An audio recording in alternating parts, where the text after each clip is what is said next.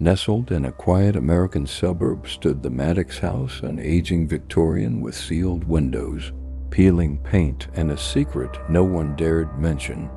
When the Haywards bought it, they didn't ask why it had been vacant for 34 years. Rebecca Hayward had always dreamed of restoring old homes. Her husband, Aaron, saw the house as an investment. Their daughter, Ellie, only cared about having her own room.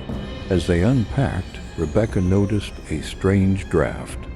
The wind carried a sound like whispers, impossibly faint, coming from upstairs. The blueprint said the house had 4 bedrooms, yet the hallway upstairs had 5 doors.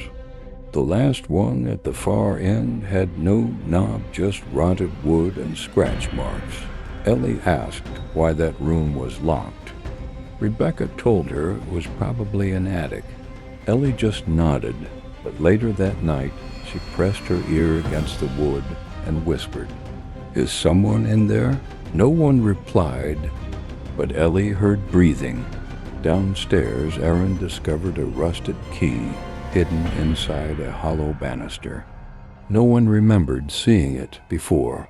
That night, the whispers grew louder. They weren't random, they were saying Ellie's name. Rebecca woke to find the key on her nightstand. She hadn't brought it upstairs. Neither had Aaron. The next morning, the door to the forgotten room was open. Inside was a small, dusty room. Children's toys lay scattered across the floor, untouched for decades. On the wall, drawings in crayon, a stick figure family, with one child always scribbled out in red. Ellie whispered, "He's still here."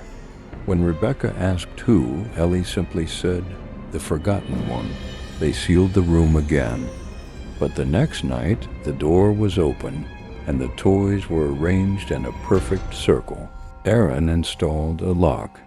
At 3:13 a.m., it clicked open on its own. Rebecca called the town's historical society. The archivist fell silent at the house's address. In 1989, a boy named Caleb Maddox had vanished. The room was sealed after his mother said he was taken by the echo. Ellie's behavior changed. She spoke in a whisper, even when alone, and always facing a corner. One night, Rebecca entered the forgotten room. Ellie was gone. Only her doll remained, seated in the toy circle. Panicked, Rebecca turned. A child's voice behind her whispered, "You forgot him too." Rebecca ran out, but the hallway stretched longer than before. The doors multiplied behind her. She screamed for Aaron, but when he opened the room, it was empty, and the door slammed behind him.